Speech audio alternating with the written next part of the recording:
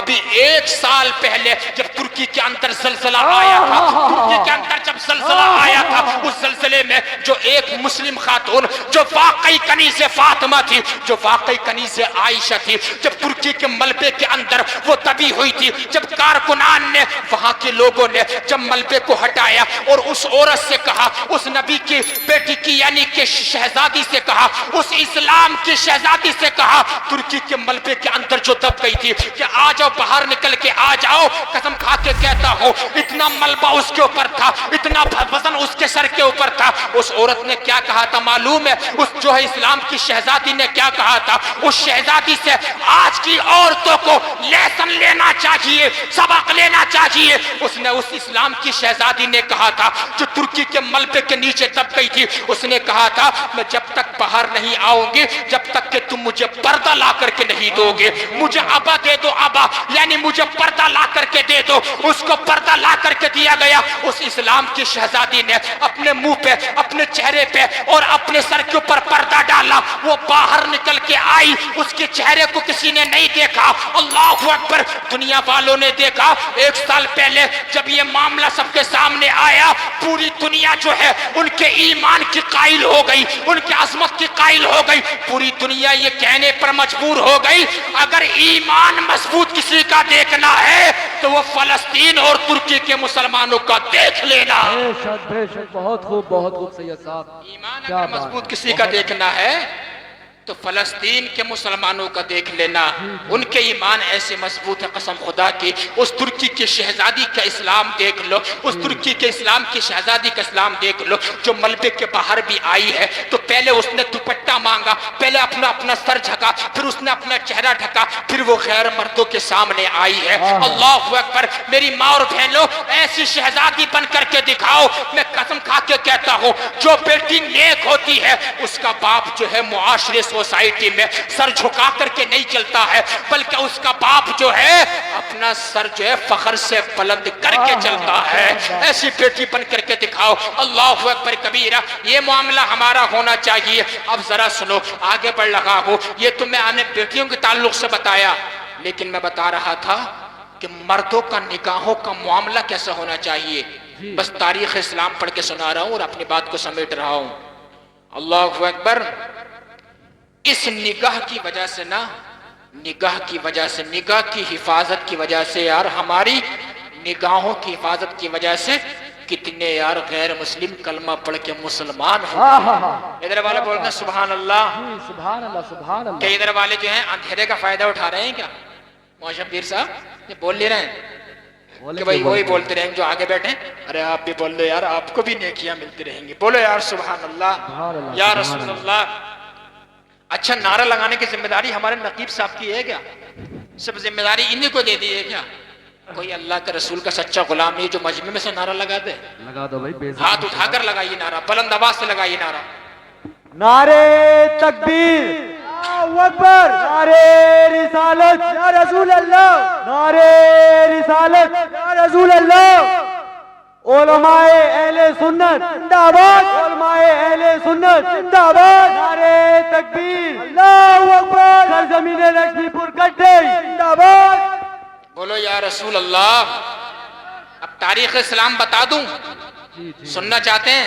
جی جی اجازت۔ ابھی مطلب یہ کہ زیادہ تاخیر تو نہیں ہوئی ہے؟ اچھا 10-5 منٹ اگر ادھر ادھر ہو جائے تو کوئی دقت تو نہیں ہے؟ بولیے بولو یا رسول اللہ۔ اصل میں کیا ہوا، یقین مانیے مولانا شبیر صاحب ماشاءاللہ یہ ہم سے بہت دن جڑے ہوئے ہیں، بڑی محبت کرتے ہیں، مسلسل کئی راتوں سے نہ جاگنے کی وجہ سے بولنا بھی ہو رہا ہے، لیکن پھر بھی میں ان کے مولانا ندیم صاحب کا ٹیلی فون مجھ سے ٹکرایا، ان کی بات کو میں جو ہے رد نہیں کر پایا، اور جو ہے آپ کی محبت میں حاضر ہو گیا یار، بول دو سبحان اللہ۔ اب ذرا سنو، تاریخ اسلام بتا رہا ہوں، تاریخ اسلام کیا ہے۔ اس نگاہ کی حفاظت کی وجہ سے کتنے لوگ کلمہ پڑھ کر مسلمان ہو گئے۔ امام شافعی کا فتویٰ ہے جس کی نگاہ گندی ہو جاتی ہے اس کا قوت حافظہ کمزور ہو جاتا ہے، اس کی میموری کمزور ہو جاتی ہے۔ اندازہ لگائیے آپ حضرات، میں بتانا چاہتا ہوں امیر المؤمنین عمر فاروق اعظم کا دور خلافت ہے. کیا بات ہے. کس کا دور سے بولو؟ عمر فاروق اعظم کا. ارے حضرت عمر کے نام پہ بول دو یار، سبحان اللہ. بڑے جلالی تھے، 22 لاکھ مربع میل کا حکمران. ایسا حکمران کہ جب تک نبی کا کلمہ نہیں پڑا تھا چند اونٹ لائن میں قطار میں نہیں لگا پاتے تھے. حضرت عمر نے نبی کا کلمہ کیا پڑھ لیا، آدھی دنیا کو ایک لائن میں لا کر کھڑا کر دیا تھا، سیدھا کر دیا تھا. یہ حضرت عمر فاروق اعظم کی شان تھی. اللہ اکبر. حضرت عمر فاروق اعظم کا زمانہ ہے.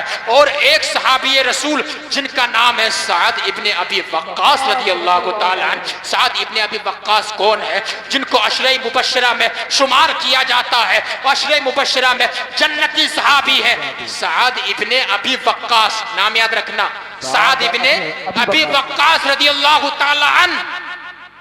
جب اس زمانے میں سعد ابن ابی وقاص رضی اللہ تعالی عنہ کو آپ نے ایک جگہ روانہ کیا فتح کرنے کے لیے علاقہ. حضرت عمر فاروق اعظم نے، بات سمجھ رہے ہیں، ایک علاقہ فتح کرنے کے لیے کس کو بھیجا؟ حضرت سعد ابن ابی وقاص رضی اللہ تعالی عنہ کو. جنگ قادسیہ، کیا نام ہے؟ زور سے بولنا ہے. جنگ قادسیہ. ماشاءاللہ بڑی غور سے سن رہے ہیں، بول دو سبحان اللہ. جنگ قادسیہ میں ایک محل تھا، بڑا خوبصورت محل تھا. اس کو دیکھنے کے لیے لوگ دور دور سے آیا کرتے تھے. جیسے کہ آج دلی کا لال قلعہ ہے، اس کو دیکھنے کے لیے پوری دنیا سے لوگ آتے ہیں. جیسے کہ تاج محل ہے، اس کو دیکھنے کے لیے امریکہ کا پریزیڈنٹ بھی آتا ہے. جیسا کہ اللہ اکبر کبیرہ ہمارے ہندوستان میں جو ہے چار مینار حیدرآباد کے ہے، اس کو دیکھنے کے لیے پورے ہندوستان بھر سے لوگ جاتے ہیں. ایسے ہی حضرت عمر فاروق اعظم کے زمانے میں جنگ قادسیہ ایک جگہ تھی ایران کے اندر. وہاں پر جو ہے ایک محل تھا بڑا شاندار، اس کو دیکھنے کے لیے لوگ جاتے تھے. وہ عیسائیوں کے قبضے میں تھا.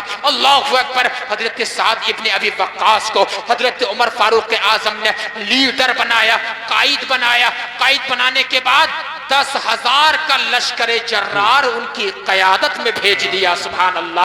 10,000 کا لشکر جرار حضرت سعد ابن ابی وقاص کی قیادت میں بھیج دیا. تاریخ اسلام پڑھ کے بتا رہا ہوں، آج نوجوانوں کو ضرورت ہے تاریخ اسلام سننے کی. ذرا سنو، دل کی تختی پہ نوٹ کر کے لے جانا. اللہ اکبر کبیرہ. سعد ابن ابی وقاص نبی کے صحابی ہے. صحابی جانتے کون ہوتا ہے؟ صحابی کی ڈیفینیشن بتا دوں. صحابی وہ ہوتا ہے جس نے نبی علیہ السلام کو ایمان کی حالت میں دیکھا ہو یا ایمان کی خدمت میں حاضری دی ہو اور ایمان پر اس کا انتقال ہو گیا، اس کو صحابی کہتے ہیں. صحابی وہ ہوتا ہے جس نے اس ذات کے پیچھے نمازیں پڑھی ہوتی ہیں جس ذات نے مسجد اقصی میں سارے نبیوں کو امامت کرائی ہے. سبحان اللہ. اسے صحابی کہا جاتا ہے. سعد ابن ابی وقاص 10,000 کا لشکر لے کے نکلے جنگ قادسیہ کا محل فتح کرنے کے لیے. جب وہاں پر پہنچے تو وہاں کے عیسائی پادری نا باہر نکل کے آ گئے. کہاں نکل کے آئے؟ زور سے بولیں. باہر نکل کے آ گئے. انہوں نے کیا کہا معلوم ہے؟ انہوں نے کہا ہم تم سے جنگ نہیں چاہتے ہیں، ہم تم سے قتال نہیں چاہتے. کہا پھر کیا چاہتے ہو؟ نبی کے صحابی نے کہا، نبی کے غلام نے کہا ہم یہ چاہتے ہیں کہ تم اپنا لشکر 10,000 کا ہمارے محل سے گزار کر کے لے جاؤ.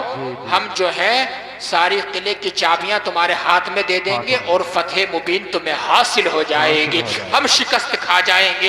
اللہ اکبر کبیرہ. اندازہ لگائیے جب رات کا پہر گزر گیا ہے، سعد ابن ابی وقاص نے ان عیسائیوں کی شرط کو قبول فرما لیا ہے. اللہ اکبر کبیرہ. جب صبح نمودار ہوتی ہے حضرات گرامی 10,000 کا لشکر نبی کے صحابی حضرت سعد ابن ابی وقاص قائد ہے، لیڈر ہے، رہنما ہے. جب آپ نے صبح کو قائد سے کہا سب تم لوگ یہیں بیٹھ جاؤ، جب آپ اس جنگ قادسیہ ایک جگہ کا نام ہے، جب اس محل کے قریب آئے جو بہت خوبصورت محل تھا، جب آپ نے وہاں کا جائزہ لیا آپ سمجھ گئے کہ عیسائیوں نے، میری طرف دیکھیے بہت گہری بات بتا رہا ہوں، اتنی محنت سے تقریر کر رہا ہوں، تھوڑی توجہ فرمائیے، ذرا لاج رکھ لیجیے تھوڑی سی بس. جب عیسائیوں نے اپنے محل کی چھت پر خوبصورت لڑکیوں کو کھڑا کر دیا تھا، ننگی لڑکیوں کو، آدھی نیم برہنہ ان کے بدن پہ لباس نہیں ہے، خوبصورت بیوٹیفل لڑکیاں ہیں، ان کو جو ہے محل کے اوپر کھڑا کر دیا ہے۔ حضرت سعد ابن ابی وقاص نے جب حالات کا جائزہ لیا، تاریخ پڑھ کے بتا رہا ہوں یار نبی کے صحابی کیسے ہوتے تھے، آج صرف نعرہ لگانے کے رہ گئے ہیں کہ صحابہ کا دامن نہیں چھوڑیں گے، کردار کون سنے گا، کریکٹر کون سنے گا، سننا پڑے گا، اس پہ عمل کرنا پڑے گا۔ سعد ابن ابی وقاص نے دیکھا کہ ننگی لڑکیوں کو عیسائیوں نے اپنی چھتوں پہ کھڑا کر دیا ہے، اور کھڑا کرنے کے بعد ان کے ہاتھوں میں پھول دے دیے ہیں، اور پھول دینے کے بعد ان عیسائی لڑکیوں کو ٹریننگ دی گئی تھی۔ ٹریننگ یہ دی گئی تھی جیسے ہی مسلمان یہاں سے نکل کے جائیں گے، اے لڑکیوں تمہیں ان کے اوپر پھول ڈال دینے ہیں، اگر ایک مسلمان نے بھی مڑ کر کے دیکھ لیا تو اس کا ایمان خطرے میں آ جائے گا، اس کا ایمان متزلزل ہو جائے گا۔ حضرت سعد ابن ابی وقاص کا دل جو ہے اللہ اکبر کبیرہ بے چین ہو گیا۔ سعد ابن ابی وقاص نے جو ہے 10,000 کے لشکر جرار کی طرف مخاطب ہو کر کے فرمایا، اے نبی کے غلاموں، اے نبی کے جانثاروں، اے نبی کے وفاداروں، آج تمہارے ایمان کا امتحان ہے، آج تمہاری عقیدے کا امتحان ہے، اے نبی کے وفاداروں، آج تمہارا امتحان ایسا ہے جو قیامت تک کے لیے نمونہ بن سکتا ہے۔ اللہ اکبر کبیرہ کا کیا امتحان ہے؟ کا امتحان یہ ہے آج ہم اس محل سے گزر کے چلے جائیں گے اور کوئی بھی نبی کا غلام جو ہے آنکھ اٹھا کر کے بھی اوپر نہیں دیکھے گا، یہ مجھ سے وعدہ کر لو۔ سعد ابن ابی وقاص نے جو ہے وعدہ کر لیا ان سے، اور انہوں نے بھی وعدہ کر لیا۔ سارے صحابہ جو ہے گزرتے چلے جا رہے ہیں، چلتے چلے جا رہے ہیں، نبی کے کسی ایک صحابی نے بھی ہے ان ننگی لڑکیوں کی طرف جو ہے آنکھ اٹھا کر کے نہیں دیکھا تھا، کسی ایک غلام نے بھی عیسائیوں کی ان لڑکیوں کی طرف جو ہے آنکھ اٹھا کر کے نہیں دیکھا تھا۔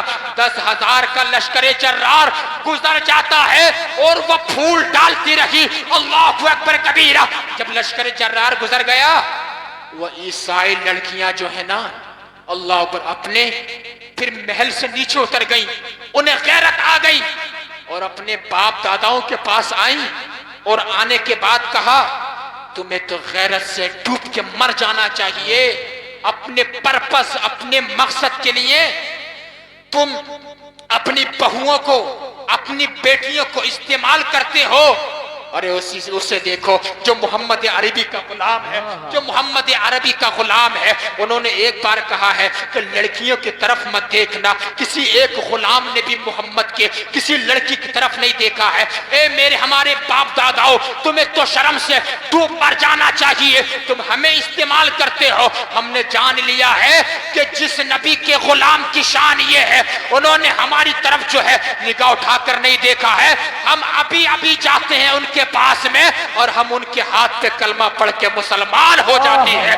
عیسائیوں کی ساری لڑکیاں سعد ابن ابی وقاص کی بارگاہ میں آتی ہیں اور آ کر کے کہتی ہیں ہم نے جان لیا ہے کہ تمہارا دین سچا، اسلام سچا، شریعت سچی، رسول اللہ تمہارے نبی سچے ہیں۔ جس نبی کے غلاموں کی نگاہ کے تقدس کا حالت میں عالم یہ ہے تو ہم نے جان لیا اس غلاموں کے امام، اس غلاموں کے نبی اور سارے نبیوں کے تاجدار مالک جنت کی نگاہوں کے تقدس کا عالم کیا ہوگا۔